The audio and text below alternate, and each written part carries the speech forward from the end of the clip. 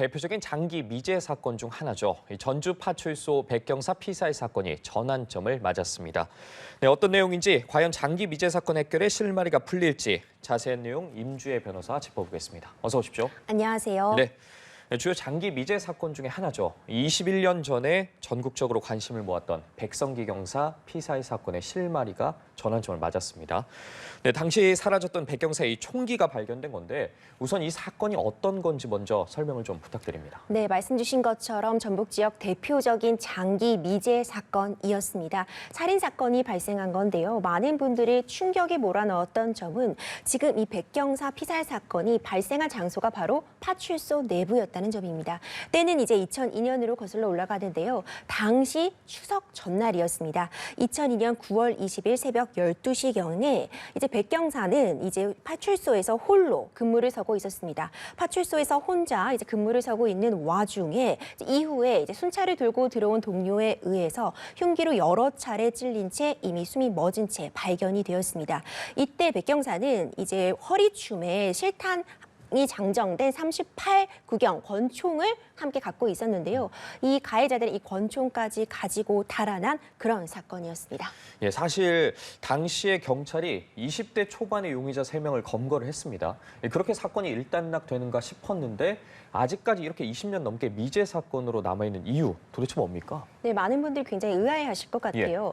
당시 이 파출소 내부에도 CCTV가 있긴 했습니다. 근데 이제 그 당시 지금 2002년으로 거슬러 올라가잖아요. 이제 21년 전인데 그때 CCTV 기술은 지금과는 전혀 다른 상태였습니다. 뭐 흔히 말하는 그런 비디오 카메라 정도의 화질에 이제 카메라가 장착은 되어 있었지만 또 하필 또 고장이 난 상태라 이 화면 내부가 촬영이 제대로 되어 있지 않았다고 합니다. 또 경찰서 파출소 밖에도 CCTV가 제대로 장치가 되어 있지 않았기 때문에 정말 미궁 속으로 빠졌던 상황이었습니다. 하지만 당시에도 경찰은 굉장히 대대적으로 수색 작업을 벌였고요. 이때 용의자들이 붙잡히게 됩니다. 당시 이 용의자들은요, 소위 가출팸이라고 불리는 절도 사건 때문에 연루되어서 조사를 받게 된 사람들이었습니다.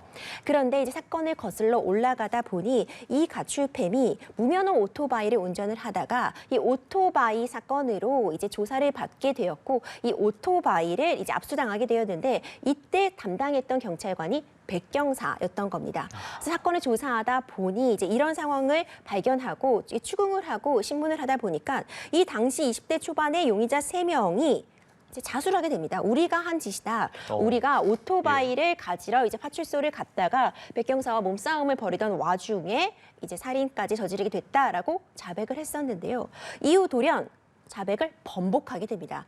이제 자의에 의해서 자백한 것이 아니라 당시 경찰들의 가혹행위가 있었기 때문에 자백을 하게 된 것이다라고 하면서 완전히 진술을 번복하게 되고요. 쭉 이렇게 진행이 되다 보니 어떤 일단 가해 행위가 있었다는 부분, 뭐 허위 자백이 있었다라는 점이 이제 어느 정도 이제 인정이 되었었고, 그리고 가장 큰 문제점은 이때 총기가 있었다고 말씀드렸잖아요. 그렇다면 사라진 이 총기의 위치가 확인이 돼야 되는데 총기의 위치는 전혀 확인이 되지 못했습니다. 자백만으로는 이제 범죄의 입증이 어렵기 때문에 결국 장기 미제 사건으로 남게 된 것이고요. 물론 이때 이 허위 자백이 있었다, 가해 행위가 있었다는 부분에 대해서의 담당 경찰들은 또 무혐의 처분을 받았는데 결국 이런 사건을 거치면서 장기 미제로 남았고, 이제 2015년이죠. 이제 살인죄의 공소시효가 이제 처음에는 15년, 이후에 25년으로 이제 연장이 되었다가 2015년도 이후에는 이제 살인죄의 공소시효가 폐지되게 되면서 여전히 조사를 이어올 수는 있게 되었던 상황입니다. 네. 자, 그런데 참 신기하게도 사건 당시에 사라졌던 이 백경사의 총기가 돌아왔습니다. 긴 시간이 흘러서 도대체 어떻게 발견하게 된 겁니까? 앞서 말씀드린 것처럼 당시에도 이 총이 미스테리였어요. 이 권총이 어디로 갔는가를 놓고서 결국 그게 밝혀지지 않아서 장기 미제 사건으로 남아있던 상황이었는데 전혀 예측하지 못했던 다른 사건의 재판이 진행되는 와중에 이 총기가 발견되게 되었습니다. 이 사건을 이해하려면 이제 대전 은행강도 살인 사건에 대한 이야기도 함께 나눠야 합니다. 대전 은행강도 살인 사건은요, 앞서 백경사 사건보다 1년 먼저 2001년도에 발생한 사건인데요. 대전 모처에서 은행 현금 수송차를 탈취하게 되는데 이때도 경찰의 권총이 사용되게 되었습니다.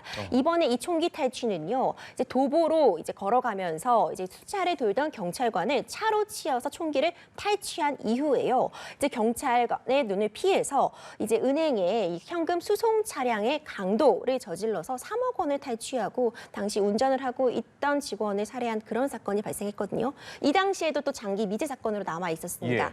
그러다 얼마 전 작년에 이제 그때 도주에 사용했던 차량에 남아 있었던 마스크와에 남아 있는 DNA와 이후에 한 도박장, 불법 도박장에서 발견됐던 DNA가 일치하게 되면서 작년에 검거가 되었거든요. 재판을 진행하던 와중에 이제 공범인 이승만과 이정학 사이에서 이제 이승만이 이제 재판을 받고 이제 무기징역을 선고받은 와중에 편지를 보내게 됩니다. 이 사건, 이때 이순경 살인 사건의 진범은 나의 공범인 이정학이다. 내가 이 사람을 예. 도움을 받아서 이 사람이 요청을 해서 이 총기를 내가 숨겼다. 그 장소를 알고 있다라고 편지를 보내게 된 거죠. 그래서 실제로 경찰이 조사해 보니 이 사람이 지금 이승만이 내가 지금 총기를 숨겼다고 하는 것이 울산 모처에 있었거든요. 이 울산 모처에 철거를 곧 앞둔 숙박업소의 천장에서 실제로 그 총기가 발견이 되었습니다. 그럼 말씀해 주신 바에 따르면 저희도 이승만과 이정학이 대전 국민은행 강도 살인 사건 계속 보도를 해드렸는데 그렇죠. 그렇다면 이 사건과 이 백경사 사건이 연관이 있을 가능성이 상당히 높아 보이는데 네. 경찰 수사 어떻게 진행될까요? 그렇습니다. 일단 총기는 발견이 되었습니다. 예. 총기가 발견이 되었고요. 그때 이제 백경사가 사용하고 있었던 총기의 일련 번호와 이 발견된 총기의 일련 번호가 동일하다는 것까지는 확인이 된 상태로 예. 보입니다.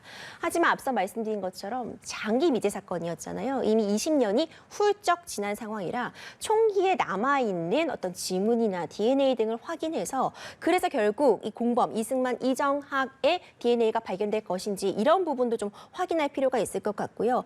진술의 신빙성은 어느 정도 담보되어 있을 것으로 보이지만 지금 사실 이 대전 범행을 자백한 공범에 대해서 좀 분풀이 내지는 이 둘이 서로 지금 자폭을 하는 그런 상황으로 보일 수 그렇죠. 있거든요. 이 둘이 지금 서로를 좀 헐뜯으면서 재판 과정에서도 좀 날선 좀 비판을 오고 가고 있기 때문에 지금 어떤 정도의 신빙성을 가질 수 있을지는 추가적인 조사가 좀 필요한 상황입니다. 네, 알겠습니다. 참 이 사건의 가장 중요한 실마리를 권총이 발견이 됐습니다. 이걸 단서로 꼭 진범을 잡았으면 좋겠는데 그렇다면 이 둘이 계속 서로를 헐뜯으면서 정보를 제공하고 있는 상황이지 않습니까? 그렇죠. 그럼 경찰은 수사를 계속 진행해 나갈 텐데 둘이 저지른 범행이 더 있을 가능성도 있을까요? 네, 충분히 고려해 보아야 할 지점인 것 같습니다. 지금 두 사건을 보면요. 이 대전 은행 강도 살인 사건 그리고 백경사 살인 사건을 보면은 지금 총기를 탈취했다는 공통점이 있거든요. 예. 이 총기를 탈취하고 이로 인해서 추가적인 범행을 하려고 했다는 공통점이 있습니다. 유사한 사건들에 관해 좀 총정리를 해볼 필요가 있을 것 같고 이런 유형의 사건 외에도 이 둘이 굉장히 치밀하고 또 지금까지 잡히지 않을 정도로 용의 주도하게 범행을 함께 해왔다면 충분히 여죄들도 확인될 수 있기 때문에 이번 이 재판들을 진행하는 과정에서 여죄들에 대한 조사도 충분히 이루어져야 될 것으로 보이고요. 특히 이 대전은행 사건 이후로 지금 어쨌든 3억 원의 탈취를 성공했잖아요. 예. 은행 수송 차량에서 3억 원의 현금을 가졌기 때문에 금전적으로도 이득을 봐본 경험이 있기 때문에 이후에도 추가적인 다른 강도 범행을 저질렀을 가능성이 여전한 것으로 판단이 됩니다. 예, 그러면 조금 더 수사를 해봐야 될 것 같은데 참 긴 시간이 흘렀지만 이 백경사의 총구가 이번에는 용의자를 명확하게 겨누기를 바라보겠습니다. 자, 이번에 화제를 좀 바꿔보죠. 저도 이 소식 접하고 좀 놀라긴 했습니다. 변호사님, 복권 종종 하십니까? 뭐 종종 해본다고 예. 말할 수는 없을 것 같지만 사실 복권의 대명사는 로또잖아요. 로또는 네네. 사본 적이 있죠. 당첨이 돼본 적은 없습니다. 앵커님. 저도 운이 안 좋은지 한 5천 원 정도까지만 돼봤는데 이 사건 보고 이 기사 보고 참 놀랐습니다. 이 지난 주말에 복권 2등 당첨자가 수백 명이 나왔습니다. 이 조작 의혹이 일었는데 보통 2등 당첨자가 이렇게 많이 나올 수 있는 겁니까? 일단 로또 다들 뭐 한 번쯤은 경험해 보셨을 것 같아요. 이제 로또 잠시 설명을 드리면요. 6가지 번호가 맞아야 되고요. 그리고 또 보너스 번호가 있습니다. 이 6가지 번호 중에 5개를 일치시키고 보너스 번호까지 일치를 하게 되는 경우를 우리가 2등이라고 하는데요. 예. 지난 주말 이제 최근 이 로또 복권에서 2등 당첨자가 무려 664명이 나왔습니다. 와.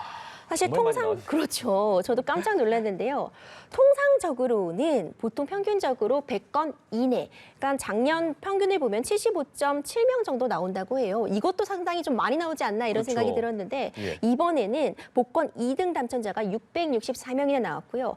또 더 굉장히 놀라웠던 점은 한 판매 곳에서 이 당첨자 중에 103건이 한 판매점에서 나왔다고 합니다. 네, 그래서 네. 지금 사실 네티즌들은 이 판매점이 실제로 진짜 로또를 맞은 것이 아니냐 이런 얘기도 나오더라고요. 재밌는 이야기 같은데 그래서 사실 조작 의혹이 더 커진 것 같긴 한데 동일인이 또 이 판매점에서 100장을 샀다고 알려졌습니다. 한 사람이 100장을 사는 게 가능한 겁니까?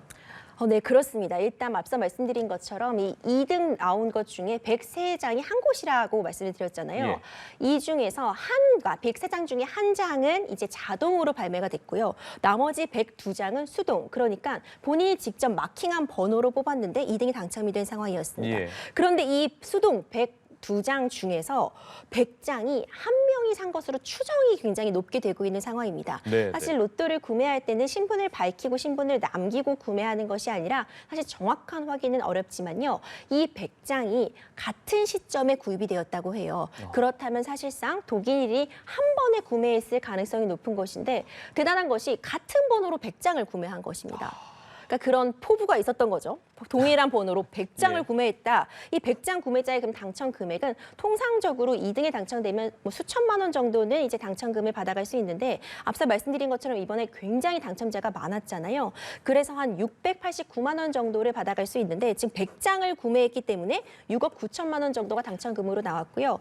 100장을 샀다라고 말씀드렸는데 한 번에 구입할 수 있는 최대치가 100장입니다. 즉 10만 원어치씩 살 수 있는 거죠. 궁금한 게 이제 저희가 복권을 사면 한 줄이 있지 않습니까? 그렇죠. 그럼 그 줄이 1,000원이고 그 줄이 한 장인 거지 않습니까? 5장이 이제 보통 한 장이 나오고 이렇게 그렇죠. 나와 그 있죠. 다섯 네. 장이 한 장인데 그렇게 사면 5,000원이니까 그걸로 이제 10만 원어치를 살 수 그렇죠. 있다는 내용이 되네요. 그러면 한 줄에 1,000원이고 그렇게 해서 100장을 사서 네. 한도인 10만 원을 채운 거죠. 인당 제한되어 있는 10만 원에서 이렇게 당첨이 됐다고 하는데 참 그런가 하면 이렇게 인터넷 커뮤니티에서 또 다른 2등 당첨자라고 주장하는 사람이 나와서 화제를 끌기도 했습니다. 맞습니다. 보면은 이제 2등으로 당첨된 그 로또 당첨 종이를 이제 사진을 올리고 인증을 하기도 했는데요. 또 다른 분입니다. 이분은 2등을 3장, 4등을 3장 이렇게 당첨이 됐다고 하면서 올렸는데요.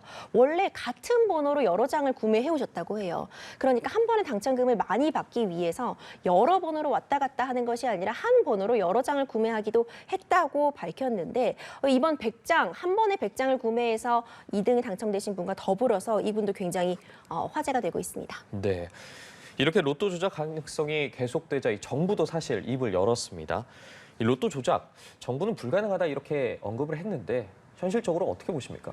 저희가 지금 얘기를 나눠봤지만 사실 예. 앵커님도 굉장히 놀라우시잖아요. 이게 그렇죠. 확률적으로 굉장히 어려운 일입니다. 일단 확률을 좀 얘기해 보자면요. 2등이 당첨될 수 있는 확률이요. 136만 분의 1이라고 합니다. 와. 근데 이번 회차의 판매량이 1억 1,252만 장이라고 하는데요. 그럼 확률적으로 계산해 보면은 2등이 당첨될 명수가 최대 뭐 85명 정도 나온다고 합니다. 예. 그런데 이 85명을 훨씬 선회해서 600 몇십 명의 당첨자가 나왔다는 것은 진짜 확률적으로 굉장히 어려운 일은 맞고요. 하지만 이게 아무래도 확률이고 개인이 하는 거라 보니까 2등 당첨자가 한 명이 나올 수도 있고 몇백 명이 나올 수도 있는 거다라고 일단 입장을 밝힌 상황입니다. 그런데 아무래도 이게 굉장히 믿기 어렵다 보니 로또 조작설이 굉장히 힘을 얻고 있거든요. 예. 이에 대해서 담당 부처인 기재부는 로또 조작은 말도 안 된다고 밝힌 상황입니다. 그러니까 로또를 조작할 수 있는 방법은 크게 두 가지를 생각해 볼 수 있는데요.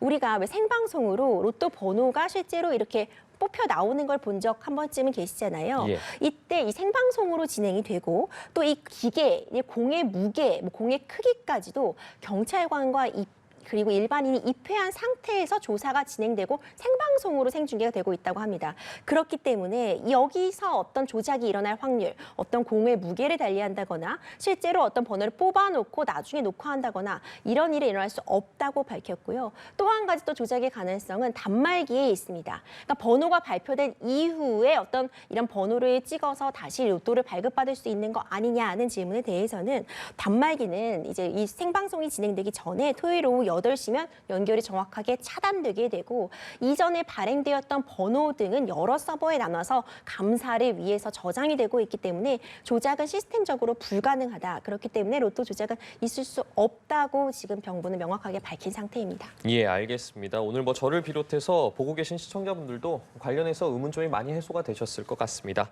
오늘 말씀 여기까지 듣겠습니다. 임주혜 변호사와 주요 사건 짚어봤습니다. 고맙습니다. 감사합니다.